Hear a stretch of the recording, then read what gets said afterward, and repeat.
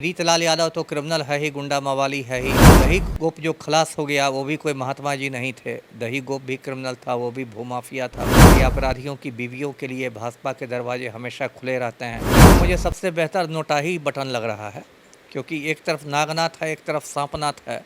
तो मैं तो मतदाता से कहूँगा कि ऐसी हालत में नोटा बटन ही दबाएं। तो ये बिहार का दुर्भाग्य है कि ऐसे गुंडे मवाली लोग बढ़ते रहते हैं। दानापुर के बाहुबली विधायक रीतलाल यादव बेउर जेल में बंद है और उनका नया ठिकाना बेउर जेल है। जब रीतलाल यादव जेल जा रहे थे तो उन्होंने मीडिया से बात करते हुए कहा था कि राजनीति षड्यंत्र के तहत उन्हें फंसाया जा रहा है और आकलन किया जा रहा है कि 2025 में भी रीतलाल यादव फिर से चुनाव लड़ेंगे।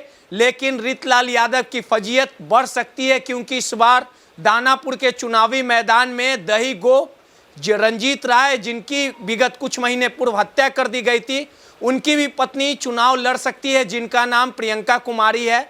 वहीं बीजेपी की बात कर ली जाए तो बीजेपी से आशा कुमारी भी लगातार दावेदार हैं। वो पूर्व विधायक भी हैं। हमारे साथ बात करने के लिए पूर्व आईपीएस अमिताभ दास सर हैं। सर, दानापुर काफ़ी हॉट सीट रहेगी और रंगदारी मामले में रीतलाल यादव जेल में बंद है और इस बार चुनावी मैदान में बीजेपी कहा जा रहा है कि आशा देवी को टिकट दे सकता है या प्रियंका कुमारी फिर से बीजेपी ज्वाइन करके, उनके पति भी बीजेपी में थे, चुनाव लड़ सकती है। लगातार जो दानापुर डर के साए में जी रहा है, जो वहाँ के लोग कहने वाले हैं, बिल्डर कहने वाले, तो कहीं ना कहीं जनता का इस बार मूड बदलेगा। और क्या लगता है समीकरण आपको, जनता को क्या करना चाहिए?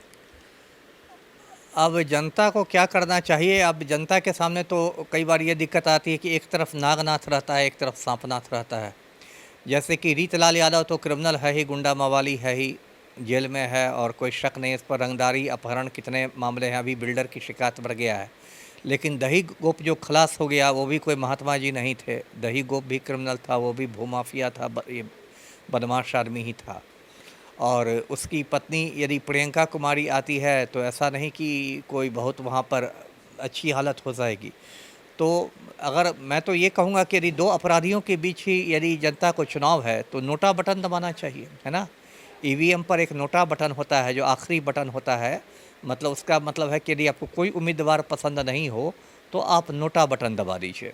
तो नोटा बटन दबाने में कहूँगा, दही गोप के बारे में भी लोग जानते हैं कि वो दानापुर छावनी का उपाध्यक्ष रह चुका था और पिछले साल दिसंबर में पेठिया बाज़ार में उसकी हत्या कर दी गई थी और उसके साथ एक गोरख राय नाम का उसका आदमी भी मारा गया था।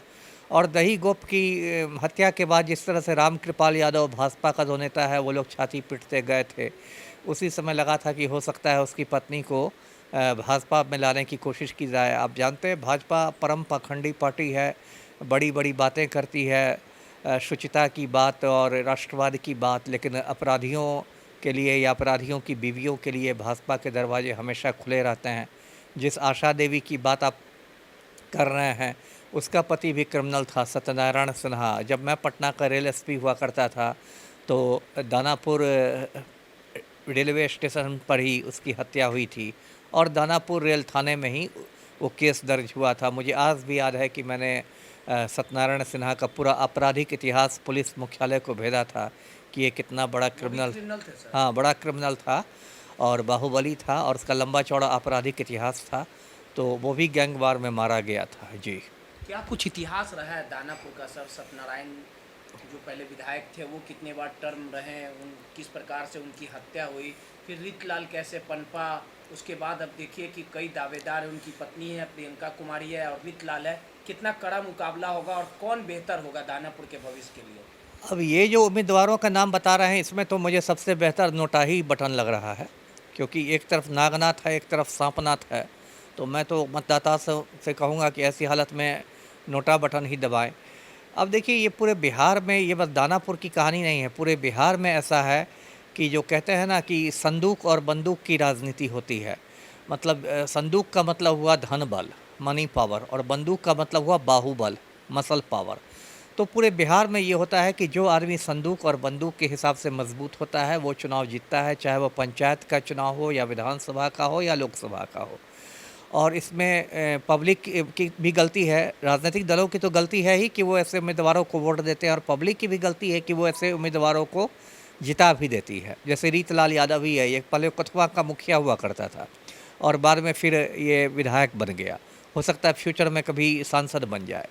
तो ये बिहार का दुर्भाग्य है कि ऐसे गुंडे मवाली लोग बढ़ते रहते हैं। देवी तो क्रिमिनल नहीं है, प्रियंका कुमारी तो क्रिमिनल नहीं है सर, तो अच्छे उम्मीदवार मानी जाएंगे। अब मैं तो अच्छे उम्मीदवार नहीं इसलिए मानता क्योंकि देख मान लीजिए दही गोप मारा गया, ठीक है, मारा गया, प्रियंका कुमारी आएगी।